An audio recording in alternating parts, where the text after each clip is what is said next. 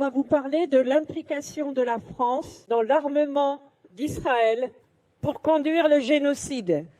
À d'abord vous faire un petit historique de tout ce qui a été révélé par les médias depuis fin 2023.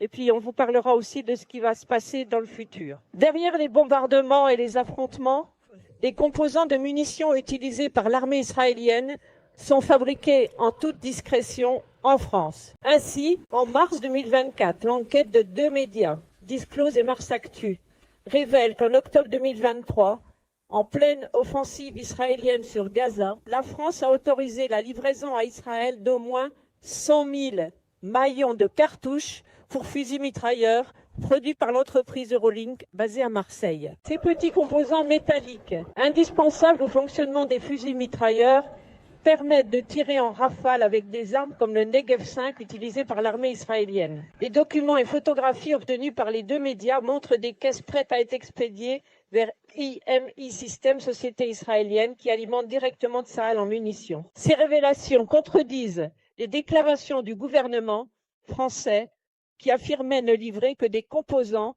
destinés à des systèmes défensifs, notamment le dôme de fer. Le 29 mars 2024, donc après ces révélations, 70 députés, principalement de la NUPES, ont déposé une proposition de résolution demandant une commission d'enquête parlementaire sur la complicité de la France dans les crimes à Gaza. Plus de 115 députés ont signé une lettre au président demandant l'arrêt immédiat d'armes à Israël. Officiellement, l'exécutif campe sur sa position et ne dit fournir que du matériel défensif. Mais en juin 2024, 2 mois plus tard, la journaliste Ariane Lavrieux et Mathias Destal ont révélé que le gouvernement avait autorisé la livraison d'équipements électroniques pour des drones, ces fameux drones dont on parle tant, qui survolent Gaza de façon constante et qui attaquent aveuglément les civils. On va vous parler de l'implication de la France dans l'armement d'Israël pour conduire le génocide.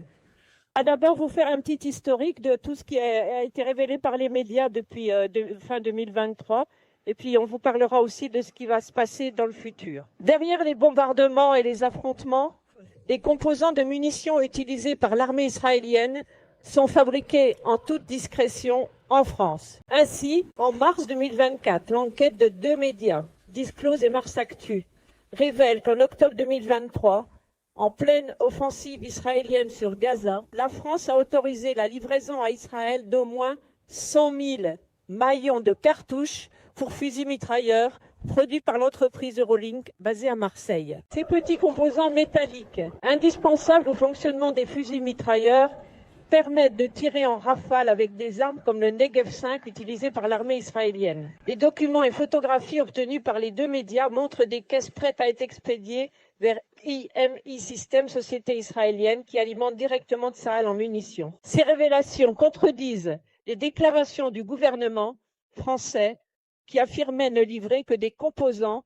destinés à des systèmes défensifs, notamment le dôme de fer. Le 29 mars 2024, donc après ces révélations, 70 députés, principalement de la NUPES, ont déposé une proposition de résolution demandant une commission d'enquête parlementaire sur la complicité de la France dans les crimes à Gaza. Plus de 115 députés ont signé une lettre au président demandant l'arrêt immédiat d'armes à Israël. Officiellement, l'exécutif campe sur sa position et ne dit fournir que du matériel défensif. Mais en juin 2024, 2 mois plus tard, la journaliste Ariane Lavrieux et Mathias Destal ont révélé que le gouvernement avait autorisé la livraison d'équipements électroniques pour des drones, ces fameux drones dont on parle tant, qui survolent Gaza de façon constante et qui attaquent aveuglément les civils.